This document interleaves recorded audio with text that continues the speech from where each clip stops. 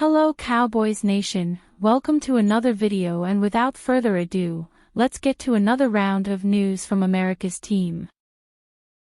Malik Hooker named Cowboys' most underrated player. Safety Malik Hooker hasn't been a star in his 4 seasons with the Cowboys, but he's been a consistent, reliable presence in the secondary. The 9-year veteran enters 2025 with a clear path to continuing in his starting role, and perhaps without enough appreciation for his contributions. Analytics site Pro Football Focus certainly thinks so, recently naming Hooker as Dallas' most underrated player ahead of the upcoming season. Hooker was one of 3 defensive backs from the NFC East to get recognized by PFF, joining Giants cornerback Andrew Phillips and Eagles safety Reed Blankenship. The Commanders' player was tight end Zach Ertz, who just turned in a very productive year in Washington despite turning 34 last November.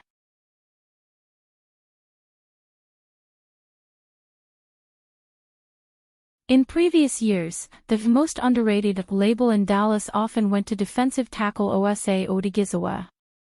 But having just received a new 4-year, $80 million contract to stay with the Cowboys, Odighizuwa is clearly getting more recognition for his services.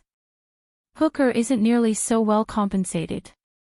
Both he and Donovan Wilson average just $7 million on their current deals, which are tied for the 25th highest among all NFL safeties. That's probably about right for Wilson, with some surprise that he wasn't a salary cap casualty this offseason. But given where Hooker's graded among his contemporaries, you could make the case now that he's a bargain. The veteran's value could be going up in 2025 under new defensive coordinator Matt Eberflus. When healthy, Hooker played in Eberflus' defense from 2018 to 2020 with the Colts. So not only is he one of the elder statesmen on defense now based on just age and experience, but he could play a vital role in helping teammates transition to the new defensive scheme. In an off-season dominated by discussions around star players, a guy like Malik Hooker can easily fly under the radar. We're rightfully concerned about contract situations for Micah Parsons and Darren Bland, as well as injury recovery timetables for Trayvon Diggs and DeMarvion Overshown. But along with those stars, you also need the guys who provide adequate starting work at a reasonable price. Hooker certainly qualifies, and there's potential for him to be even better in 2025 with the defensive changes. Cowboys stole immediate swing tackle candidate in 2025 NFL Draft. The Dallas Cowboys have been on the hunt for a swing tackle all off-season, but have yet to find one. Chuma Edoga filled in admirably over the last several seasons, but he left for Jacksonville this offseason via free agency. And with a lot of uncertainty at offensive tackle going into the year, it's vital that the Cowboys figure out this spot. In a recent article by Thomas Valentine of Pro Football Focus, he wrote about the 2025 draft class by the Dallas Cowboys and praised the group overall.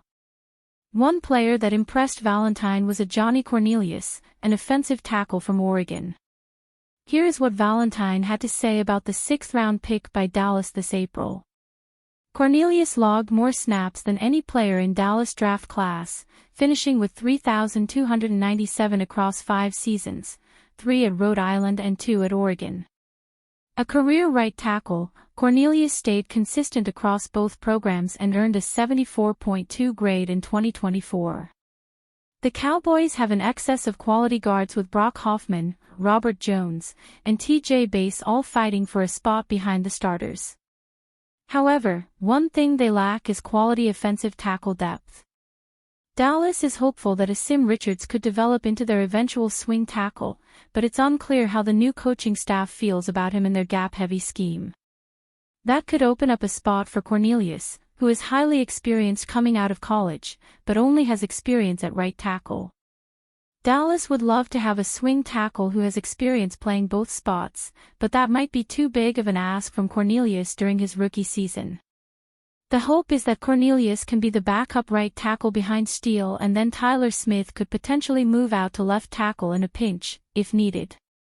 That means Brock Hoffman or Robert Jones would likely slide into left guard, which wouldn't be an issue.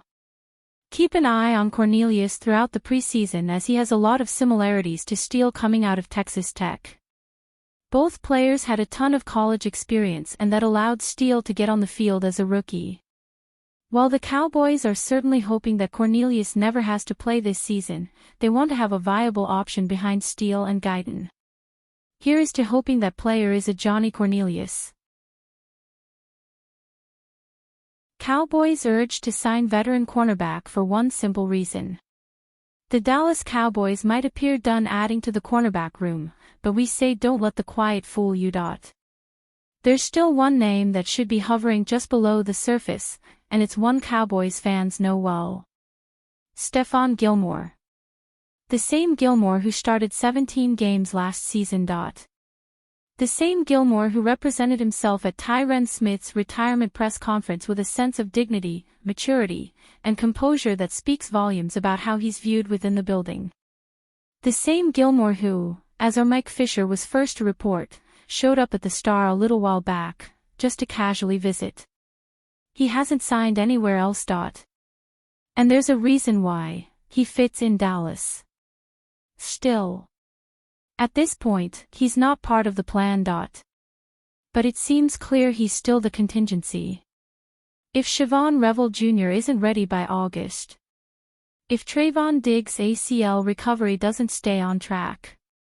If rookie Kalen Carson needs more time to develop. We say Stefon Gilmore's phone will ring. And why wouldn't it? He's a reliable communicator. He'll bring championship-level experience. He could likely be had for $5 million or less. Maybe way less. And on top of all that, he's not coming in to be cornerback one, he's coming in to stabilize everything behind it if the Cowboys find themselves needing to. But even beyond the field, Gilmore's presence could serve a deeper purpose. Every young room needs that trusted mentor, the seasoned, steady voice who can guide through tough moments, missed assignments, and early doubt.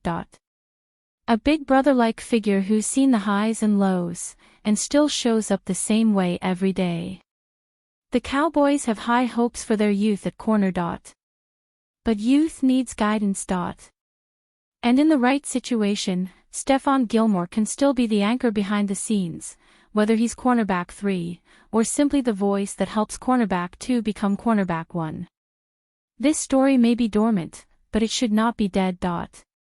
And if the contingency becomes reality, the Cowboys should be trusted to know exactly where to turn and who to sign.